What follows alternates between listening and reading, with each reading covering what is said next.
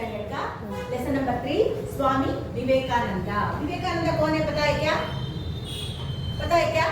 तुम लोग fancy dress में देखो, उस जमाने के जो लोग हैं मीन्स गांधी, महात्मा गांधी पता है, अक्का महादेवी पता है, विवेकानंद पता है, उनका फैंसी ड्रेस कंपटीशन में बच्चों को ड्रेस अप करके फैशन शो में करते है ना, क्योंकि उनके जैसा बनना है बोल के। ओके मीन्स ಅವ್ರ ತರ ಆಗಬೇಕು ಅನ್ನೋದಕ್ಕೋಸ್ಕರ ಪೇರೆಂಟ್ಸ್ ಫ್ಯಾನ್ಸಿ ಡ್ರೆಸ್ ಕಾಂಪಿಟೇಷನ್ ಅಲ್ಲಿ ಅವರ ವೇಷಭೂಷಣಗಳನ್ನ ಹಾಕ್ತಾರೆ.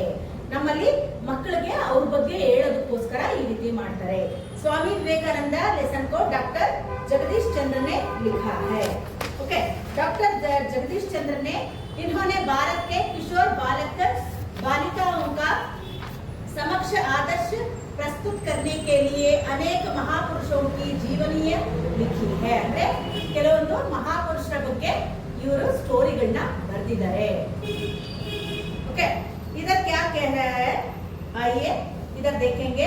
भारत देश में जन्मे अनेक महान व्यक्तियों ने भारत की कीर्ति विदेशों में फैलाई। ऐसे व्यक्तियों में से एक है स्वामी विवेकानंद। इस पाठ में उनकी महानता के परिचय के साथ देश प्रेमी की प्रेरणा भी प्राप्त कर सकते हैं। ಅಂದ್ರೆ ಅವರು ಮಾಡಿದಂತ ಒಳ್ಳೆ ಕೆಲಸಗಳ ಬಗ್ಗೆ ಇಲ್ಲಿ ಎಕ್ಸ್ಪ್ಲೇನ್ ಮಾಡಿದ್ದಾರೆ. ಏನೇನ್ ಮಾಡಿದ್ರು ಅಂತ ಅಂದ್ರೆ ನಮ್ಮ ದೇಶದ ಅಲ್ಲೇ ಅಲ್ಲದೆ ಬೇರೆ ದೇಶಕ್ಕೂ ಹೋಗಿ, ಆಗಿನ ಕಾಲದಲ್ಲಿ ನಮ್ಮದೇ ಊರು ಬಿಟ್ಟು ಬೇರೆ ಹೋಗೋದೇ ಕಷ್ಟ ಆಯ್ತು. ಎತ್ತಿನ ಗಾಡಿಲೆಲ್ಲ ಓಡಾಡ್ತಿದ್ರು, ಟೈಮ್ ಗೊತ್ತಿರ್ಬೋದು ನಿಮ್ಗೆ. ಬಸ್ಸಲ್ಲಿ ಓಡಾಡೋದು ಅಂದ್ರೆ ಅದರಲ್ಲೇ ಟೈಮ್ ಹೋಗ್ತಿತ್ತು. ಅಂಥದ್ರಲ್ಲಿ ಇವರು ಆಗಿನ ಕಾಲದಲ್ಲೇ ಫಾರಿನ್ಗೆಲ್ಲ ಹೋಗಿ ಬೇರೆ ದೇಶಗಳಲ್ಲಿ ನಮ್ಮ ದೇಶದ ಧರ್ಮದ ಬಗ್ಗೆ ಪ್ರಚಾರ ಮಾಡ್ತಿದ್ರು. ಓಕೆ ನಮ್ಮ ದೇಶದಲ್ಲಿ ಧರ್ಮ ಅಂದ್ರೆ ಏನು ಗೊತ್ತಿದೆಯಾ? ಧರ್ಮ ಅಂದ್ರೆ ಏನು ಗೊತ್ತಿದೆಯಾ? ನಮ್ಮ ಸಂಸ್ಕೃತಿ, ನಮ್ಮ ಧರ್ಮಗಳ ಬಗ್ಗೆ ನಾವು ಏನಕ್ಕೆ ಈ ರೀತಿ ಆಚರಣೆ ಮಾಡ್ತೀವಿ ಅನ್ನೋದ್ರ ಬಗ್ಗೆ ಹೇಳ್ತಿದ್ರು. ಅಂದ್ರೆ ನಮ್ಮಲ್ಲೂ ಕೆಲವೊಂದು ಮೂಢನಂಬಿಕೆಗಳಿದೆ, ಇದೆ ಅಲ್ವಾ? ಏನ್ ಮೂಢನಂಬಿಕೆಗಳು? ಯಾರಿಗೋ ದೇವ್ರು ಬಂದ್ಬಿಡ್ತಂತೆ, ಯಾರಿಗೋ ದೆವ್ವ ಬಂದ್ಬಿಡ್ತಂತೆ, ಈ ರೀತಿ ಎಲ್ಲಾನು ಮೂಢನಂಬಿಕೆಗಳು ಕೆಲವರಿದ್ದಾರೆ. ಅದು ಎಷ್ಟು ಸತ್ಯನೋ ಎಷ್ಟು ಸುಳ್ಳು ನಮಗ್ ಗೊತ್ತಿಲ್ಲ, ಆದ್ರೆ ಅದನ್ನ ಕೆಲವರು ಮೂಢನಂಬಿಕೆಗಳು ಏನೋ ಚೂ ಮಂತ್ರ ಅಂದ ತಕ್ಷಣ, ಮಂತ್ರ ಹಾಕಿದ ತಕ್ಷಣ ಎಲ್ಲ ಸರೋಗುತ್ತೆ ಅನ್ನೋ ರೀತಿ ಎಲ್ಲ ಕೆಲವರು ಆಕ್ಟ್ ಮಾಡ್ತಾರೆ. ಗೊತ್ತಾಗುತ್ತೆ ಆಕ್ಟಿಂಗ್ ಯಾವ್ದು ನಿಜ ಯಾವ್ದು ಅನ್ನೋದು ಗೊತ್ತಾಗುತ್ತೆ. ಆ ರೀತಿ ಎಲ್ಲ ಅದನ್ನ ದೊಡ್ಡ ಸಂಪ್ರದಾಯ ಅಂತ ಕರೀತಾರೆ. ಅಂದ್ರೆ ಎಷ್ಟು ನಿಜ ಎಷ್ಟು ಸುಳ್ಳು ಅನ್ನೋದನ್ನ ನೀವು ತಿಳ್ಕೊಳ್ಬೇಕು. ಅಂದ್ರೆ ನಮ್ಮ ಧರ್ಮದಲ್ಲಿ, ನಮ್ಮ ಸಂಪ್ರದಾಯದಲ್ಲಿ ಏನೇನು ಮಾಡಿದರೆ, ಏನಕ್ಕಿದೆ ಅನ್ನೋದ್ರ ಬಗ್ಗೆ ಇಲ್ಲಿ ಹೇಳ್ತಾ ಇದ್ದಾರೆ. ಭಾರತ ಇತಿಹಾಸ में स्वामी विवेकानंद का नाम अमर है। अमर ಅಂದ್ರೇನು? ಅವರು ಇಲ್ಲ, ಇದು ಅವ್ರು ಬದುಕಿದಾರ ಇಲ್ಲ, ಆದ್ರೆ ಅವರ ಹೆಸರು ಈಗಲೂ ಕೂಡ ನಾವು ಹೇಳ್ತೀವಿ. ಏನಕ್ಕೆ ಅಂದ್ರೆ ಅವ್ರು ಮಾಡೋ ಒಳ್ಳೆ ಕೆಲಸ. इस वीर सन्यासी ने देश विदेश में भ्रमण कर भारतीय धर्म और दर्शन का प्रसार किया तथा समाज सेवा का नया मार्ग दिखाया। ಅಂದ್ರೆ ಸಮಾಜ ಸೇವೆ ಬಗ್ಗೆ. ಸಮಾಜ ಸೇವೆ ಅಂದ್ರೆ ಏನು ಗೊತ್ತಿದ್ಯಾ? ಅಂದ್ರೆ ಕೆಲವರು ಏನ್ ಮಾಡ್ತಾರೆ, ದುಡ್ಡಿರೋರು ಕೆಲವರು ಮಾಡ್ತಾರೆ, ಕೆಲವರು ದುಡ್ಡಿಲ್ದಿರೋರು ಮಾಡಕ್ಕಾಗಲ್ಲ. ಏನು ಅಂದ್ರೆ ಅನಾಥಾಶ್ರಮಗಳಿಗೆ ಡೊನೇಟ್ ಮಾಡ್ತಾರೆ, ಬುಕ್ಸ್ ಡೊನೇಟ್ ಮಾಡೋದು, ಬ್ಯಾಗ್ಸ್ ಡೊನೇಟ್ ಮಾಡೋದು, ಓಕೆ ಒಂದು ದಿನದ ಊಟ ಕೊಡೋದು. ಕೆಲವರು ಬರ್ತಡೆಗಳನ್ನ ದೊಡ್ಡ ದೊಡ್ಡ ವ್ಯಕ್ತಿಗಳು ಹೆಂಗ್ ಆಚರಣೆ ಮಾಡ್ತಾರೆ ಅಂದ್ರೆ ಅನಾಥಾಶ್ರಮಕ್ಕೆ ಹೋಗಿ ಒಂದು ದಿನದ ಊಟ ಕೊಡೋದು, ಆ ಅನಾಥ ಮಕ್ಕಳಿಗೆ ಬಟ್ಟೆಗಳನ್ನ ಕೊಡೋದು, ವೃದ್ಧಾಶ್ರಮಕ್ಕೆ ಹೋಗಿ ಹಣ್ಣುಗಳನ್ನ ಕೊಟ್ಟು ಬರೋದು. ಅರ್ಥ ಆಗ್ತಿದ್ಯಾ? ಈ ರೀತಿ ಎಲ್ಲ ಅವರು ಸಮಾಜ ಸೇವೆನ ಮಾಡ್ತಾ ಇದ್ದಾರೆ. ಆಗಿನ ಕಾಲದಲ್ಲಿ ಸಮಾಜ ಸೇವೆ ಹೆಂಗ್ ಮಾಡ್ಬೇಕು ಅನ್ನೋದ್ರ ಬಗ್ಗೆನೂ ಕೂಡ ಹೇಳಿದ್ರು. ಯಾರು? ವಿವೇಕಾನಂದ ಅವರು. ಮತ್ತೆ ದೇಶ ವಿದೇಶಗಳೆಲ್ಲ ಭ್ರಮಣ ಅಂದ್ರೆ ಸುತ್ತಾಡಿ ಬಂದಿದ್ರು. ಅಲ್ಲಿ ಈ ವೀರ ಸನ್ಯಾಸಿ ಅಂದ್ರೆ ಅರ್ಥ ಆಗ್ಬೇಕು ನಿಮ್ಗೆ, ಅವ್ರಿಗೆ ಫ್ಯಾಮಿಲಿ ಇರಲಿಲ್ಲ ಅಂದ್ರೆ ತಂದೆ ತಾಯಿ ಇದ್ರು, ಆದ್ರೆ ಅವ್ರ ಮದುವೆ ಆಗಿರ್ಲಿಲ್ಲ ಅಂತ ಅರ್ಥ ಆಯ್ತಾ? ಇಲ್ಲಿ स्वामी विवेकानंद का जन्म 12 जनवरी 1863 के कलकत्ता के एक कायस्थ घराने में हुआ था। ಅವರ ಜನನ ಯಾವಾಗಾಗಿತ್ತು? 12th ಜನವರಿ. ಓಕೆ 12th ಜನವರಿ ಯಾವಾಗ? 1863. ಈಗ ಆಲ್ರೆಡಿ ನಾವು 2026 ಅಲ್ಲಿ ಇದ್ದೀವಿ ಅಲ್ವಾ? ಅಂದ್ರೆ ಆಲ್ರೆಡಿ ಎಷ್ಟು ವರ್ಷ ಆಗಿದೆ? 180 ಇಯರ್ಸ್, 150 180 ಇಯರ್ಸ್ ಜಾಸ್ತಿನೇ ಆಗಿದೆ. ಆ ಟೈಮಲ್ಲಿ ಅವರ ಹೆಂಗಿತ್ತು ಅಂದ್ರೆ ಸಂಪ್ರದಾಯಸ್ಥ ಕುಟುಂಬ. ಕಾಯಸ್ಥ ಘರಾನ ಅಂದ್ರೆ ಸಂಪ್ರದಾಯಸ್ಥ ಕುಟುಂಬದಲ್ಲಿ ಅವರು ಜನಿಸಿದಂತವರು. ಓಕೆ ಉನ್ಕೆ ಬಚಪನ್ ಕಾ ನಾಮ್ ನರೇಂದ್ರ ದೇವ್ ಥಾ. ಅಂದ್ರೆ ಅವರ ಮಕ್ಕಳಿದ್ದಾಗ ಕೆಲವೊಂದು ಹೆಸರುಗಳನ್ನ ಇಟ್ಟಿರ್ತಾರೆ, ಹುಟ್ಟೆಸರು, ಅಡ್ಡೆಸರು ಅಂತೆಲ್ಲ. ಆ ರೀತಿ ಇವ್ರಿಗಿದ್ದಂತ ಹೆಸರು ನರೇಂದ್ರ ದೇವ ಅಂತ.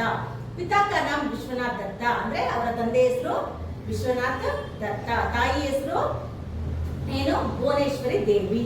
ಅವರು ಧರ್ಮ ಪಾರಾಯಣ ಜಾತಿ, ಅವರ ತಾಯಿ ಧರ್ಮ ಪಾರಾಯಣದ ಬಗ್ಗೆ ತುಂಬಾ ಆಸಕ್ತಿ ಉಳ್ಳಂತವರು. ತಂದೆ ವಕೀಲರಾಗಿದ್ರು. ವಕೀಲರು ಅಂದ್ರೇನು? ಲಾಯರ್. ಓಕೆ. ಇಲ್ಲಿ ಬಾಲಕ್ ನರೇಂದ್ರ का शरीर स्वस्थ सुडैल और सुंदर था. ಅವರ ಶರೀರ ಯಾವ ರೀತಿ ಇತ್ತು ಅಂದ್ರೆ ಸ್ವಸ್ಥ ಅಂದ್ರೆ ಆರೋಗ್ಯವಂತ, ಸುಡೈಲ್ ಅಂದ್ರೆ ನೋಡೋದಕ್ಕೆ ಕಟ್ಟುಮಸ್ತಾಗಿ, ಓಕೆ, और सुंदर ಅಂದ್ರೆ ಬ್ಯೂಟಿಫುಲ್ ಆಗಿ, ನೋಡೋದಕ್ಕೆ ಆ ರೀತಿ ಇತ್ತು. कुश्ती लड़ने, दौड़ लगाने, घुड़सवारी करने और तैरने में उन्हें बड़ा आनंद मिलता था. ಅವರು ಕುಸ್ತಿ, ಅವಾಗಿನ ಕಾಲದಲ್ಲಿಲ್ಲ ಈ ರೀತಿ ಜಿಮ್ ಅನ್ನೋದು ಇರ್ತಿರ್ಲಿಲ್ಲ. ಗರಡಿ ಮನೆ ಅಂತ ಇರ್ತಿತ್ತು. ಗರಡಿ ಮನೆ ಅಂದ್ರೆ ಗೊತ್ತಾ ನಿಮ್ಗೆ? ಅಲ್ಲಿ ಬೇರೆ ಬೇರೆ ತರ ಎಕ್ವಿಪ್ಮೆಂಟ್ಸ್, ಮಣ್ಣಲ್ಲಿ ಅವರು ಕುಸ್ತಿ ಆಡ್ತಿದ್ರು, ಅದಕ್ಕೆಲ್ಲ ಕಸರತ್ತು ಮಾಡ್ತಿದ್ರು. ಓಕೆ. ಈಗಿನ ಕಾಲದಲ್ಲಿ ಒಂದ್ ಗ್ಲಾಸ್ ಹಾಲು ಕುಡಿಯಲ್ಲ ಮಕ್ಕಳು, ಆದ್ರೆ ಆಗಿನ ಕಾಲದಲ್ಲಿ ಅವರು ಚಂಬುಗಟ್ಟಲೆ ಹಾಲು ಕುಡಿತಾ ಇದ್ರು. ಅರ್ಥ ಆಗ್ತೀಯಾ? ಆ ರೀತಿ ಅವರು ಕಸರತ್ತು ಮಾಡ್ತಾ ಇದ್ರು. ಅದನ್ನ ಜೀರ್ಣಿಸ್ಕೊಂಡು ಅದನ್ನ ಅದಕ್ಕೆ ತಕ್ಕಾಗಿ ಎಕ್ಸರ್ಸೈಸ್ ಎಲ್ಲ ಮಾಡ್ತಿದ್ರು. ಮಾರ್ನಿಂಗ್ ಎದ್ದೋದ್ರು ಅಂದ್ರೆ ಅವರು ಗರಡಿ ಮನೆಗೆ ಹೋಗಿ ಆ ಗರಡಿ ಮನೆಗಳಲ್ಲಿ ಕಸರತ್ತು ಮಾಡ್ತಾ ಇದ್ರು. ಕುಸ್ತಿ ಲಡ್ನೆ, ಕುಸ್ತಿಗೆಂದ ಬಾಡಿ ಸ್ಟ್ರಾಂಗ್ ಆಗೇ ಇರಬೇಕು. ನಿಮ್ಗೆ ಗೊತ್ತಿರ್ಬೋದು, ಈ WWF ಎಲ್ಲ ಈಗ ಬಂದಿರೋದು. ಅವಾಗೆಲ್ಲ ನಮ್ಮಲ್ಲೆಲ್ಲ ಗರಡಿ ಮನೆನೇ ಇದ್ದಿತ್ತು. ಓಕೆ. ದೌಡ್ ಲಗಾನ ಅಂತ ರನ್ನಿಂಗ್ ರೇಸ್. ಅವ್ರ ಗುಡ್ಸವಾರಿ ಅಂದ್ರೆ ಹಾರ್ಸ್ ರೈಡಿಂಗ್. ಓಕೆ. ಕುದುರೆಗಳನ್ನ ಸವಾರಿ ಮಾಡೋದು. और ತೇರ್ನೆ ಅಂದ್ರೆ ಸ್ವಿಮ್ಮಿಂಗ್. ಅಂದ್ರೆ ಎಲ್ಲಾದ್ರಲ್ಲೂ ಇವರು ಆಕ್ಟಿವ್ ಆಗಿದ್ರು ಅಂತ ಅರ್ಥ. ಓಕೆ. ಬड़ा आनंद मिलता था, ಅವ್ರಿಗೆ ತುಂಬಾ ಖುಷಿ ಸಿಕ್ತಂತೆ. वे संगीत एवं खेल कूद में प्रतियोगिताओं में भी भाग लिया करते थे. ಅವರು ಸಂಗೀತದಲ್ಲೂ ಕೂಡ ಅವರು ತಮ್ಮನ್ನ ತಾವು ತೊಡಗಿಸಿಕೊಂಡಿದ್ರು. ಖೇಲ್ ಕೂದ್ ಅಂದ್ರೆ ಆಟಗಳಲ್ಲೂ ಕೂಡ, ಗೇಮ್ಸ್ ಗಳಲ್ಲೂ ಕೂಡ ಅವರು ಇನ್ವಾಲ್ವ್ ಆಗಿದ್ರು. ನರೇಂದ್ರ ಆರಂಭ से ही पढ़ाई लिखाई में बड़ा तेज था. तेज ಅಂದ್ರೇನು? ಚುರುಕಾಗಿದ್ದಂಥವ್ರು. ಓದೋದು ಬರೆಯೋದ್ರಲ್ಲಿ ಎಲ್ಲಾದ್ರಲ್ಲೂ ಕೂಡ ಶಾರ್ಪ್ ಆಗಿದ್ರು ಅವರು, ಯಾವುದು ಸ್ಲೋ ಆಗಿರ್ಲಿಲ್ಲ. अपने स्कूल में सर्वप्रथम रहा करते थे. ಅಂದ್ರೆ ಎಲ್ಲಾದ್ರಲ್ಲೂ ಫಸ್ಟ್ ಬರ್ತಿದ್ದಂತೆ. सर्वप्रथम ಅಂದ್ರೆ फर्स्ट रैंक, फर्स्ट ಬರ್ತಿದ್ದಂತೆ. ಎಂಟ್ರೆನ್ಸ್ ಪರೀಕ್ಷಾ में भी वे प्रथम श्रेणी में उत्तीर्ण हुए थे. ಅವರು ಎಂಟ್ರೆನ್ಸ್ ಅಲ್ಲೂ ಕೂಡ, ಎಂಟ್ರೆನ್ಸ್ ಎಕ್ಸಾಮ್ ಗಳಂತ ಕೊಟ್ಟಿರ್ತಾರೆ, ನಿಮ್ಗೆ ಗೊತ್ತಿರ್ಬೋದು. ಆ ಎಕ್ಸಾಮ್ ಗಳಲ್ಲೂ ಕೂಡ ಫಸ್ಟ್ ಬರ್ತಿದ್ದಂತೆ, ಅಷ್ಟು ಶಾರ್ಪ್ ಇದ್ದಂತೆ. बीए की परीक्षा पास करने के बाद उन्होंने कानून का अध्ययन प्रारंभ किया. बीए ಪಾಸ್ ಆಗಿರೋದು, BA ಅಂದ್ರೆ ಏನು ಗೊತ್ತಿದೆಯಲ್ವಾ? ಡಿಗ್ರಿ ಅಂತ. ಓಕೆ. BA ಡಿಗ್ರಿ ಪಾಸ್ ಆದ್ಮೇಲೆ ಅವರು ಏನ್ ಮಾಡಿದ್ರು? LLB. ನಿಮ್ಗೆ ಗೊತ್ತಿರ್ಬೋದು, ಡಿಗ್ರಿ ಆದ್ಮೇಲೂ ಕೂಡ ಕೆಲವೊಂದು ಪೋಸ್ಟಿಂಗ್ ಗಳಿಗೆ ಹೋಗ್ಬೇಕು ಅಂದ್ರೆ ಓದ್ಲೇಬೇಕು ಇಷ್ಟು ವರ್ಷ ಅಂತ. ಅದು LLB ಅಂತ. ಕಾನೂನು ಅಂದ್ರೆ ಏನು? LLB ಓದೋದು ಅಂತ. ಅದನ್ನ ಓದೋದಕ್ಕೆ ಸ್ಟಾರ್ಟ್ ಮಾಡ್ತಾರಂತೆ. ಆಗ इसी बीच में उनके पिता का देहांत हो गया. ಅಂದ್ರೆ ಅವಾಗ ಕಾನೂನು ಬಗ್ಗೆ ಓದ್ಬೇಕಾಗಿತ್ತಲ್ಲ LLB, ಆ ಟೈಮಲ್ಲಿ ಅವರ ತಂದೆಯ ದೇಹಾಂತವಾಯಿತು. ದೇಹಾಂತ ಅಂದ್ರೇನು? ಮರಣ ಹೊಂದಿದರು. ಅವರ ತಂದೆ ಇರಲಿಲ್ಲ ಅಂತ ಅರ್ಥ. अध्ययन काल में उनकी रुचि व्याख्यान देने और विचारों के आदान प्रदान करने में भी थी. इसी कारण उन्होंने अपने कॉलेज में एक व्याख्यान समिति बनाई थी और कई प्रतियोगिताओं का आयोजन भी किया था. पश्चात विज्ञान तथा दर्शन का भी उन्होंने अध्ययन किया था. ಅಂದ್ರೆ ನಿಮಗೆ ಗೊತ್ತಿರಬಹುದು, ಕಲ್ಚರ್ ಆಕ್ಟಿವಿಟೀಸ್ ಅಂತ ಇರುತ್ತೆ ಕಾಮನ್ ಆಗಿ ಸ್ಕೂಲಲ್ಲಿ, ಕಾಲೇಜಲ್ಲೆಲ್ಲ. ಅವಾಗಲೇ ಅವರು ಕಲ್ಚರ್ ಆಕ್ಟಿವಿಟೀಸ್ ಎಲ್ಲದರಲ್ಲೂ ಕೂಡ ತುಂಬಾ ಆಕ್ಟಿವ್ ಆಗಿದ್ದಂತೆ. ಕಲ್ಚರ್ ಆಕ್ಟಿವಿಟೀಸ್ ಅಂತ ಗೊತ್ತಿರುತ್ತಲ್ಲ, ಕ್ವಿಜ್ ಕಾಂಪಿಟೇಷನ್ ಆಗಿರ್ಬೋದು, ಅದು ಸ್ಪರ್ಧಾತ್ಮಕ ಪರೀಕ್ಷೆಗಳು ಅಂತ ಅಂತಾರೆ. ಗೊತ್ತಿದೆಯಲ್ವಾ? ಕೆಲವೊಂದು ಎಕ್ಸಾಮ್ಸ್ ನೀವು ಅಟೆಂಡ್ ಮಾಡ್ತೀರಾ ಆಫ್ಟರ್ 10th. ಓಕೆ. ಸ್ಕೂಲ್ಗಳಲ್ಲೂ ಕೂಡ ಕ್ವಿಜ್ ಇರುತ್ತೆ. ಓಕೆ. ಮೀನ್ಸ್ ಮೆಮೊರಿ ಟೆಸ್ಟ್, ನಿಮ್ಮ ಮೆಮೊರಿ ಪವರ್ ಎಷ್ಟಿದೆ, ಎಷ್ಟು ನಾಲೆಜ್ ಇದೆ ಅಂತೆಲ್ಲ ಕೆಲವೊಂದು ಸ್ಕೂಲ್ಗಳಲ್ಲಿ ಸ್ಪರ್ಧೆಗಳನ್ನ ಇಟ್ಟಿರ್ತಾರೆ. ಪ್ರತಿಭಾ ಪುರಸ್ಕಾರ ಅಂತೆಲ್ಲ ಮಾಡ್ತಾರೆ, ಗೊತ್ತಿರ್ಬೋದು. ಅಂದ್ರೆ ಮಕ್ಕಳು ಶಾರ್ಪ್ ಎಷ್ಟಿದ್ದಾರೆ ಅನ್ನೋದ್ರ ಬಗ್ಗೆ ನೋಡೋದಕ್ಕೆ ಅದ್ರಲ್ಲೆಲ್ಲಾನು ಕೂಡ ಅವರು ತುಂಬಾ ಆಯೋಜನೆ ಮಾಡ್ತಿದ್ರಂತೆ. ಪ್ರತಿಯೋಗಿತಾ ಅಂದ್ರೆ ಸ್ಪರ್ಧಾತ್ಮಕ ಪರೀಕ್ಷೆಗಳಲ್ಲೂ ಕೂಡ ಅವರು ಭಾಗವಹಿಸ್ತಿದ್ರಂತೆ. ಪಶ್ಚಾತ್ ಅದಲ್ಲದೆ ವಿಜ್ಞಾನದ ಬಗ್ಗೆನೂ ಅವರು ತುಂಬಾ ತಿಳ್ಕೊಂಡಿದ್ದಂತೆ, ಅದರ ಬಗ್ಗೆನೂ ಕೂಡ ಅಧ್ಯಯನ ಮಾಡಿದ್ರಂತೆ. किशोरावस्था से ही नरेंद्र दार्शनिक एवं धार्मिक विचारों में तल्लीन रहते थे. ಅಂದ್ರೆ ಕಿಶೋರಾವಸ್ಥೆ ಅಂದ್ರೆ ಏನು? ಚಿಕ್ಕ ವಯಸ್ಸಿನಿಂದಾನೇ ನೀವು ಕಾಮನ್ ಆಗಿ ಗೊತ್ತಿರ್ಬೋದು, ಮನೆಯಲ್ಲಿ ಮಕ್ಕಳನ್ನ ಯಾವ ರೀತಿ ಬೆಳೆಸ್ತೀವೋ ಅದೇ ರೀತಿ ಬೆಳೀತಾರೆ, ಹೌದಲ್ವಾ? ಬೆಳಗ್ಗೆ ಎದ್ದು ಸ್ನಾನ ಮಾಡಬೇಕು, ದೇವ್ರ ನಮಸ್ಕಾರ ಮಾಡಬೇಕು, ಆಮೇಲೆ ಸಂಧ್ಯಾ ವಂದನೆ ಮಾಡಬೇಕು ಅಂತ ಕೆಲವರು ಹೇಳ್ಕೊಟ್ಟಿರ್ತಾರೆ. ಇಲ್ಲ ಪೂಜೆಗೆ ಅವರು ಶ್ಲೋಕಗಳನ್ನ ಹೇಳ್ಬೇಕು, ಈ ರೀತಿ ಎಲ್ಲ ಹೇಳ್ಕೊಟ್ಟಿರ್ತಾರೆ. ಒಂದೊಂದು ಮನೆಯಲ್ಲಿ ಒಂದೊಂದು ರೀತಿ. ಒಬ್ಬೊಬ್ಬರ ಮನೆಯಲ್ಲೇ ಸ್ನಾನ ಆಗ್ದಿರಾ ಒಂದ್ ಗ್ಲಾಸ್ ನೀರು ಕುಡಿಯಲ್ಲ ಕೆಲವು. ಓಕೆ. ಸ್ನಾನ ಪೂಜೆ ಎಲ್ಲ ಮುಗಿಸಿ ಆಮೇಲೆ ಅವರು ಅವರ ಹೊಟ್ಟೆಗೆ ಏನೇ ಒಂದು ನೀರು ತಗೊಳ್ಬೇಕಾದ್ರೂ, ಒಂದು ಕಾಫಿ ಟೀ ಕುಡಿಬೇಕಾದ್ರು, ಆ ರೀತಿ ಅವರು ಬೆಳೆದು ಬಂದಂತ ದಾರಿನೇ ಅವರು ಧಾರ್ಮಿಕವಾಗಿ ಅವರು ಅಳವಡಿಸ್ಕೊಂಡಿದ್ರು, ತಲ್ಲೀನರಾಗಿದ್ರು, ಅಂದ್ರೆ ಇನ್ವಾಲ್ವ್ ಮಾಡ್ಕೊಂಡಿದ್ರು. ಏನಕ್ಕೆ ಅಂದ್ರೆ ನಮ್ಮ ಧರ್ಮದಲ್ಲಿ, ಹಿಂದೂ ಧರ್ಮದಲ್ಲಿ ಏನೇನು ಹೇಳಿದ್ರು ಕೂಡ ಪ್ರತಿಯೊಂದು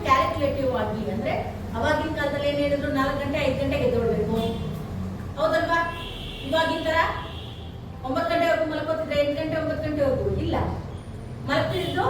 ಅವಾಗೆಲ್ಲ 5:30 6 ಗಂಟೆಗೆ ಅವ್ರ ಕೆಲಸ ಎಲ್ಲ ಮುಗಿಸ್ಬಿಟ್ಟು ಕತ್ತೆ ಆಗ್ತಿದ್ದಂಗೆ ಮಲಗ್ತಿದ್ರು ಅಲ್ವಾ. ಈಗ 12 ಗಂಟೆ ಆದ್ರೂ ರೋಡಲ್ಲಿ ಕೆಲವರು ರೌಂಡ್ ಹೊಡಿತಿರ್ತಾರೆ, 10 ಗಂಟೆ ಆದ್ರೂ ಟಿವಿ ನೋಡ್ತಿರ್ತಾರೆ, ಮೊಬೈಲ್ ನೋಡ್ತಿರ್ತಾರೆ, ಹೌದಲ್ವಾ. ನಮ್ಮ ದಿನಚರ್ಯೆ ಯಾವ ರೀತಿ ಇರಬೇಕು ಅನ್ನೋದ್ರ ಬಗ್ಗೆ ಎಲ್ಲ ತುಂಬಾ ಹೇಳಿದ್ದಾರೆ. ಓಕೆ, ಅವರು ತಲ್ಲೀನರಾಗಿದ್ರು.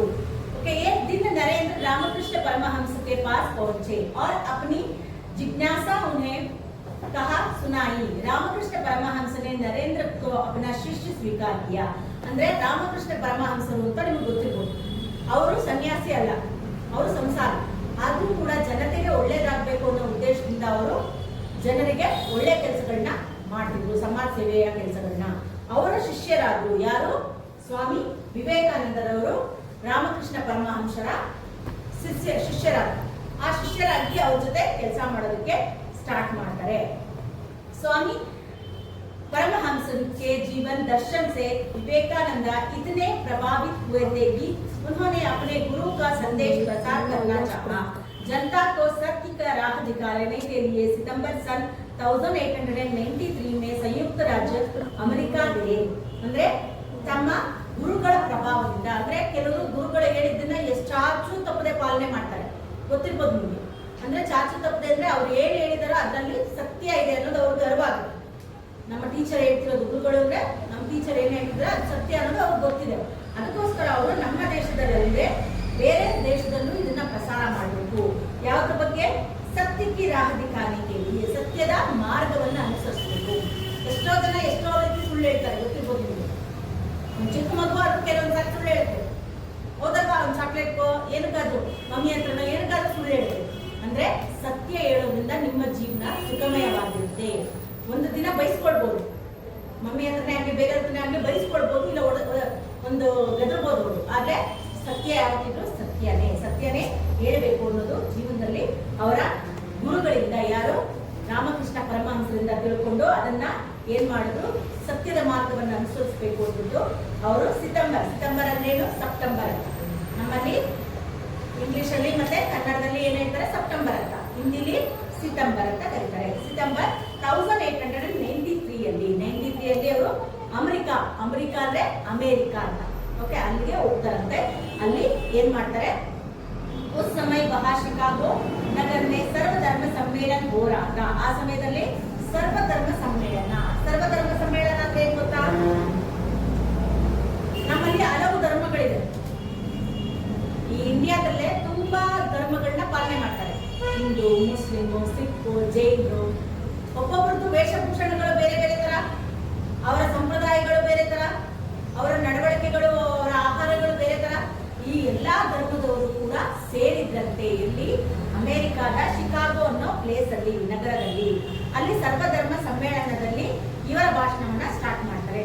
ಇಸ್ ಮಹಾಸಭಾ ಮೇ ವಿವೇಕಾನಂದ ಭಾರತೀಯ ಧರ್ಮ और ತತ್ವ ಜ್ಞಾನ पर भ्रमण किया. ಅಂದ್ರೆ ಭಾರತೀಯದಲ್ಲಿ ಏನಕ್ಕೆ ಈ ಧರ್ಮಗಳನ್ನ ಆಚರಣೆ ಮಾಡ್ತಾರೆ, ಓಕೆ, ಅದರ ತತ್ವ ಏನು, ತತ್ವ ಅಂದ್ರೇನು, ಒಳಗಿನ ಮರ್ಮ ಏನು, ಏನಕ್ಕೆ ನಾವು ಈ ರೀತಿ ಫಾಲೋ ಮಾಡ್ತೀವಿ ಅನ್ನೋದ್ರ ಬಗ್ಗೆ ಅವರು ಹೇಳ್ತಾರೆ. ಅಂದ್ರೆ ಅರ್ಥ, ಅದರ ತತ್ವ ಅಂದ್ರೆ ಏನು ಗೊತ್ತಿದ್ಯಾ? ಅಂದ್ರೆ ನಿಮ್ಗೆ ಗೊತ್ತಿರ್ಬೋದು, ಈಗಲೂ ಅಮೆರಿಕದಲ್ಲೆಲ್ಲ ನಮ್ಮ ತರ ಮದುವೆ ಅನ್ನೋದಿಲ್ಲ. ಮದುವೆ, ಮಕ್ಕಳು, ಫ್ಯಾಮಿಲಿ ಆ ರೀತಿ ನಮ್ಮಲ್ಲಿ ತುಂಬಾ ಇಂಪಾರ್ಟೆನ್ಸ್ ಕೊಡ್ತಾರೆ, ಹೌದಲ್ವಾ. ನಮ್ಮ ಫ್ಯಾಮಿಲಿ ಇಂಪಾರ್ಟೆಂಟು, ಗಂಡ ಹೆಂಡತಿ ಒಬ್ರಿಗೊಬ್ರಿಗೆ ಆಸರೆ ಆಗಿರ್ಬೇಕು, ಮಕ್ಕಳದ್ದು ಜವಾಬ್ದಾರಿ, ರೆಸ್ಪಾನ್ಸಿಬಿಲಿಟಿ ಅನ್ನೋದೆಲ್ಲ ಇರುತ್ತೆ. ಆದ್ರೆ ಫಾರಿನ್ಗಳಲ್ಲಿ ಆ ರೀತಿ ಇಲ್ಲ, ಗೊತ್ತಿದೆಯಲ್ವಾ ನಿಮ್ಗೆ? ಅಲ್ಲಿ ಮದುವೆ ಅನ್ನೋದ್ರೆ ಯಾವಾಗ ಬೇಕಾದ್ರೂ ಮದುವೆ ಆಗ್ತಾರೆ, ಯಾವಾಗ ಬೇಕಾದ್ರೂ ಡೈವರ್ಸ್ ತಗೋತಾರೆ, ಅಲ್ವಾ. ಮಕ್ಕಳನ್ನು ಕೂಡ ಅಷ್ಟೇ, ಅವರು ಸಾಕೊಂಡು ಕುತ್ಕೊಳ್ಳಲ್ಲ, ಅವರು ಜಾಬ್ಗಳಿಗೆ ಹೋಗ್ತಾರೆ, ಹಾಸ್ಟೆಲ್ಗಳಿಗೆ, ಬೋರ್ಡಿಂಗ್ಗಳಿಗೆ ಹಾಕ್ಬಿಡ್ತಾರೆ. ಅವ್ರಿಗೆ ಅಲ್ಲಿ ಪೇ ಮಾಡ್ತಾರೆ, ಅಲ್ಲಿ ಮೇಂಟೈನ್ ಮಾಡೋರು ಅವ್ರನ್ನ ನೋಡ್ಕೊಳ್ತಾರೆ ಮಕ್ಕಳನ್ನ. ಅಂದ್ರೆ ಅವ್ರಿಗೆ ವರ್ಕ್ ತರ ಅಷ್ಟೇ ಅದು. ಅಲ್ಲಿ ಯಾವುದೇ ರೀತಿ ಬಂಧುತ್ವ ಇಲ್ಲ. ಬಂಧುತ್ವ ಅಂದ್ರೆ ಅರ್ಥ ಆಗ್ತಿದ್ಯಾ? ನಮ್ಮಲ್ಲಿ ಏನು, ಒಂದ್ ಮಗು ಹುಷಾರಿಲ್ವಾ, ಅಮ್ಮ ಬೇಕಾದ್ರೆ ಕೆಲ್ಸಕ್ಕೆ ಹೋಗಿದ್ರೆ ರಜಾ ಹಾಕ್ಬಿಟ್ಟು ಮಗುನ ನೋಡ್ಕೊಂಡಿರ್ತಾಳೆ. ಯಾಕೆ? ಮಗುನ ಕೇರು, ಮಗುನ ಪ್ರೀತಿ ಅಷ್ಟು ಇಂಪಾರ್ಟೆನ್ಸ್ ಕೊಡುತ್ತೆ, ಅಲ್ವಾ. ಗಂಡ ಹೆಂಡತಿ ಜಗಳ ಆಯ್ತಾ, ಮತ್ತೆ ಮಾನವನ್ನ ಸೊರಗ್ತಾರಲ್ವಾ? ಯಾಕೆಂದ್ರೆ ನಮ್ಮಲ್ಲಿ ಆ ಜಗಳ ಅಲ್ಲಿಗೆ ಮುಗಿಬೇಕು ಅಂತ ದೊಡ್ಡವರು ಬುದ್ಧಿ ಹೇಳ್ತಾರೆ, ಅಲ್ವಾ. ಮದುವೆ ಅನ್ನೋ ಬಂಧನ ನಮ್ಗೆ ಪವಿತ್ರ ಬಂಧನ ಅನ್ನೋದನ್ನ ತೋರಿಸ್ಕೊಟ್ಟಿದೆ. ಹಿಂದೂ ಸಂಪ್ರದಾಯದಲ್ಲೇ ಆಗಿರ್ಬೋದು, ಮುಸ್ಲಿಮ್ಸ್ ಅಲ್ಲೇ ಆಗಿರ್ಬೋದು, ಯಾವ್ದ್ರಲ್ಲೇ ಆಗಿರ್ಬೋದು, ನಮ್ಮ ಧರ್ಮಗಳಲ್ಲಿ ಏನ್ ಹೇಳಿದ್ದಾರೆ, ಗಂಡ ಹೆಂಡತಿ ಸಂಬಂಧ ಪವಿತ್ರ ಅಂತ. ಆದ್ರೆ ಫಾರಿನ್ ಅಲ್ಲಿ ಆ ರೀತಿ ಇದೆಯಾ? ಇಲ್ಲ. ಅವ್ರಿಗೆ ಮದುವೆ ಅನ್ನೋದು ಜಸ್ಟ್ ಗಿವ್ ಅಂಡ್ ಟೇಕ್ ತರ ಅಷ್ಟೇ. ಅರ್ಥಾಗ್ತಿಯಾ? ಜಸ್ಟ್ ಅವ್ರಿಗೆ ಬೇಕಾದಾಗ ಅವ್ರು ಮದುವೆ ಮಾಡ್ಕೊಡ್ತಾರೆ, ಬೇಡ ಅಂತ ಡೈವರ್ಸ್ ಕೊಡ್ತಾರೆ. ಅವ್ರಿಗೆ ರಿಲೇಶನ್ಶಿಪ್ ಬಗ್ಗೆ ಅಷ್ಟು ನಂಬಿಕೆ ಇಲ್ಲ. ಅರ್ಥ ಆಗ್ತಿದ್ಯಾ? ಅಲ್ಲಿ ವಯಸ್ಸಾದವ್ರು ಅಷ್ಟೇ, ಓಲ್ಡ್ ಏಜ್ ಅಂತ ಇರುತ್ತೆ. ಅಂದ್ರೆ ಅವ್ರಿಗೆ ಅವ್ರ ವಯಸ್ಸಾದಾಗ ಬೇಕು ಅಂದ್ಬಿಟ್ಟೆ ಇಷ್ಟು ಅಂತ ಅವರು ಈಗ ಹೆಂಗೆ ನಾವು ಮೆಡಿಕಲ್ ಇನ್ಸೂರೆನ್ಸ್ ಎಲ್ಲ ತಗೊಳ್ತೀವಲ್ವಾ, ಆ ರೀತಿ ಮುಂಚೆನೆ ಅವ್ರು ಪೇ ಮಾಡಿ ಬಿಟ್ಟಿರ್ತಾರೆ. ಅವ್ರು ಅರ್ನಿಂಗ್ ಮಾಡ್ತಿರ್ತಾರಲ್ಲ ಆ ಟೈಮಲ್ಲೇ ಅವರು ಪೇ ಮಾಡ್ತಿರ್ತಾರೆ. ಅವ್ರು ಓಲ್ಡ್ ಏಜ್ ಟೈಮಲ್ಲಿ ಆಗಲ್ಲ ಕೆಲಸ ಮಾಡಕ್ಕೆ ಅಂದಾಗ ಅವರು ಆ ಓಲ್ಡ್ ಏಜ್ಗಳಲ್ಲಿ ಜೀವನ ಮಾಡ್ಬೇಕಾಗುತ್ತೆ. ಅವ್ರಿಗೆ ನಮ್ಮ ತರ ಯಾವುದೇ ರೀತಿಯ ಬಾಂಡಿಂಗ್ ಇಲ್ಲ, ರಿಲೇಶನ್ಶಿಪ್ ಅನ್ನೋದು ಇಲ್ಲ. ನಮ್ಮಲ್ಲಿ ಆ ರೀತಿ ಇಲ್ಲ. ಇದೆಯಾ ನಮ್ಮಲ್ಲಿ? ಇಂಡಿಯಾಗಳಲ್ಲಿ ಕಡಿಮೆ. ಈಗ ಓಲ್ಡ್ ಏಜ್ ಜಾಸ್ತಿ ಆಗಿರೋದು, ಈಗ ಕೆಲವೊಂದು ಡೈವರ್ಸ್ಗಳು ಜಾಸ್ತಿ ಆಗ್ತಿರೋದು, ಈಗ ಕೆಲವೊಂದು ಮಕ್ಕಳುಗಳನ್ನ ಜಾಸ್ತಿ ಹಾಸ್ಟೆಲ್ಗೆ ಬಿಡಬೇಕು, ಮಗು ಓದಬೇಕು ಅನ್ನೋ ಇದು ಮಾಡೋದು. ಆದ್ರೆ ಮುಂಚೆಯಿಂದ ಆ ರೀತಿ ಇಲ್ಲ. ಏನೇ ಆದ್ರೂ ನಮ್ಮ ಮಗು ಅನ್ನೋ ಪ್ರೀತಿ ವಿಶ್ವಾಸ ತುಂಬಾ ಇದೆ, ಹೌದಲ್ವಾ? ನಮ್ಮಲ್ಲಿ ಇರೋದ್ರ ಫಾರಿನ್ ಅಲ್ಲಿ ಇಲ್ಲ. ನಮ್ಮಲ್ಲಿರೋದು ಏನು? ಅಲ್ಲಿ ಪ್ರೀತಿ, ವಿಶ್ವಾಸ, ಗೌರವ, ದೊಡ್ಡವರು ಚಿಕ್ಕವರು ಅನ್ನೋ ಪ್ರೀತಿ ಅದೆಲ್ಲ ಇದೆ ಅಲ್ವಾ? ಆ ರೀತಿ ಫಾರಿನ್ಗಳಲ್ಲಿ ಇಲ್ಲ. ಅದ್ರ ಬಗ್ಗೆ ಅವರು ಉನ್ಕಾ ಭಾಷಣ ಬಡಾ ಗಂಭೀರ್ और ಹೃದಯಸ್ಪರ್ಶಿ ಥಿ ಅಂದ್ರೆ ಅವರ ಭಾಷಣದಲ್ಲಿ ಏನಾಗಿತ್ತು? ಗಂಭೀರವಾಗಿದ್ದು. ಗಂಭೀರ ಅಂದ್ರೇನು? ಸಿಚುವೇಶನ್ ಏನು ಅಂತ ಅರ್ಥ ಮಾಡಿಸಿದ್ರು ಅವರು. ಅರ್ಥ ಆಗ್ತೀಯಾ? ನಮ್ಮಲ್ಲಿ ಏನಕ್ಕೆ ಈ ರೀತಿ ಸಂಪ್ರದಾಯ ಸ್ಥಳಗಳಲ್ಲಿ ಈ ರೀತಿ ಮಾಡ್ತಾರೆ? ನಿಮ್ಗೆ ಗೊತ್ತಿರ್ಬೋದು, ನಮ್ಮಲ್ಲಿ ಮುಂಚೆಯಿಂದ ಬಾಗಿಲಿಗೆ ಸಗಣಿ ನೀರು ಹಾಕ್ತಿದ್ರು ಅಲ್ವಾ? ಹೊಸಲಿಗೆಲ್ಲ ಅರ್ಶನ ಮೆತ್ತಿದ್ರು. ಏನಕ್ಕೆ ಅಂತ ಗೊತ್ತಾ ರೀಸನ್? ಆ ಸಗಣಿ ನೀರು ಹಾಕೋದ್ರಿಂದ ಸೊಳ್ಳೆ ಬರೋದಿಲ್ಲ. ಆ ಅರ್ಶನ ಹೊಸಲಕ್ಕೆ ಮೆತ್ತೋದ್ರಿಂದ ಇರುವೆಗಳು ಇರುತ್ತಲ್ಲ, ಕೆಂಪು ಇರುವೆಗಳು, ಅದು ಬರ್ತಿರ್ಲಿಲ್ಲ. ಈಗಲೂ ಮದುವೆ ಟೈಮಲ್ಲಿ ನಮ್ಮಲ್ಲಿ ಹಿಂದೂ ಸಂಪ್ರದಾಯದ ಪ್ರಕಾರ ಅರ್ಶನಗಳು ಹಚ್ತಾರೆ ಕೆನ್ನೆಗೆ, ಹುಡುಗನಿಗೆ, ಹುಡುಗಿಗೆ ಎಲ್ಲ. ಅದು ನಮ್ಮ ಸಂಪ್ರದಾಯ. ಯಾಕೆ ಅಂದ್ರೆ ರೋಗ ನಿರೋಧಕ ಶಕ್ತಿ ಬಾಡಿಲಿ ಇನ್ಕ್ರೀಸ್ ಆಗಲಿ ಅನ್ನೋ ರೀಸನ್. ಅರ್ಥಾಗ್ತೀಯಾ? ನಾವು ಅದನ್ನ ಶಾಸ್ತ್ರ ಸಂಪ್ರದಾಯ ಅಂತ ಹೇಳ್ತೀವಿ ಅಲ್ವಾ? ಅದೆಲ್ಲದಕ್ಕೂ ಇದೇ ಕಾರಣ. ಅದು ಶಾಸ್ತ್ರ ಅಂತ ಮಾಡೋದು ಕೂಡ ಅದನ್ನೆಲ್ಲ ಮಾಡಲೇಬೇಕು ಅಲ್ವಾ? ನತ್ತಿಗೆ ಎಣ್ಣೆ ಹಚ್ಚೋದು ಹಬ್ಬಗಳ ಟೈಮಲ್ಲಿ ನೋಡಿ, ನಮ್ಗೆ ಅಮ್ಮ ಯುಗಾದಿ ಹಬ್ಬದ ಟೈಮಲ್ಲಿ ಮೈಗೆಲ್ಲ ಎಣ್ಣೆ ಹಚ್ಚಿ ಬಿಸಿಲಲ್ಲಿ ನಿಲ್ಸಿರ್ತಾರೆ ಅಲ್ವಾ? ಅವತ್ತೆಲ್ಲ ಹುಡುಗರು ರೋಡಲ್ಲೇ 8 ಗಂಟೆ 9 ಗಂಟೆ ಆದ್ರೂ ರೌಂಡ್ ಆಗ್ತಿರ್ತಾರೆ ಎಣ್ಣೆ ಮೈಲಿ ಅಲ್ವಾ? ಆಮೇಲೆ ಅವ್ರು ಸ್ನಾನ ಮಾಡಕ್ ಹೋಗೋದು. ಯಾಕೆ ಅಂದ್ರೆ ನಮ್ಮ ಬಾಡಿಗೆ ಎಣ್ಣೆ ಅಂಶ ಬೇಕು ಅನ್ನೋದಕ್ಕೋಸ್ಕರ ಆಯಿಲ್ ಮಸಾಜ್ ಮಾಡ್ತಾರೆ. ದೀಪಾವಳಿ ಹಬ್ಬದ ಟೈಮಲ್ಲೂ ಅಷ್ಟೇ ನಮ್ಮಲ್ಲಿ ಎಣ್ಣೆ ಮಸಾಜ್ ಮಾಡ್ತಾರೆ. ಚಿಕ್ಕ ಮಗುಗೂ ಅಷ್ಟೇ, ಆ ಮಗು ಓಡಾಡಂಗಾಗೋವರೆಗೂ ಆಯಿಲ್ ಮಸಾಜ್ ಮಾಡ್ತಾರೆ ನಮ್ಮಲ್ಲಿ, ಹೌದಲ್ವಾ? ತಾಯಿದಿರು ಆಯಿಲ್ ಮಸಾಜ್ ಮಾಡ್ತಾರೆ. ಯಾಕೆಂದ್ರೆ ಅದೆಲ್ಲ ನಮ್ಮ ಸಂಪ್ರದಾಯಗಳಲ್ಲಿ ಅದನ್ನೆಲ್ಲ ಮಾಡ್ಬೇಕು ಅಂತಾನೆ ಬಂದಿದೆ. ಈ ರೀತಿನೇ ಮಾಡ್ಬೇಕು ಅಂತಾನೆ ಬಂದಿದೆ. ಅದಕ್ಕೋಸ್ಕರ ನಾವು ಅದನ್ನ ಫಾಲೋ ಮಾಡ್ತಾ ಬಂದಿದ್ದೀವಿ. ನಮ್ಮಲ್ಲಿ ಕೂಡ ಫುಡ್ಡು ಅಷ್ಟೇ ಆ ವೆದರ್ ಕರೆಕ್ಟ್ ಆಗಿ ಅದನ್ನ ಚೇಂಜಸ್ ಮಾಡ್ತಾರೆ, ಹೌದಲ್ವಾ? ಯುಗಾದಿ ಹಬ್ಬದ ಟೈಮಲ್ಲಿ ಏನ್ ಕೊಡ್ತಾರೆ? ಬೇವು ಬೆಲ್ಲ ಅಲ್ವಾ? ಬೇವು ಬೆಲ್ಲ ತಿನ್ನೋದ್ರಿಂದ ನಮಗೆ ರೋಗ ನಿರೋಧಕ ಶಕ್ತಿ ಜಾಸ್ತಿ ಆಗುತ್ತೆ ಅಲ್ವಾ? ಅದೇ ಸಂಕ್ರಾಂತಿ ಟೈಮಲ್ಲಿ ಎಳ್ಳು ಬೆಲ್ಲ ಅಲ್ವಾ? ಎಳ್ಳು ಬೆಲ್ಲ ತಿಂದು ಒಳ್ಳೆ ಮಾತನಾಡಿ ಮೆಸೇಜು ಇದೆ ನಮ್ಮಲ್ಲಿ.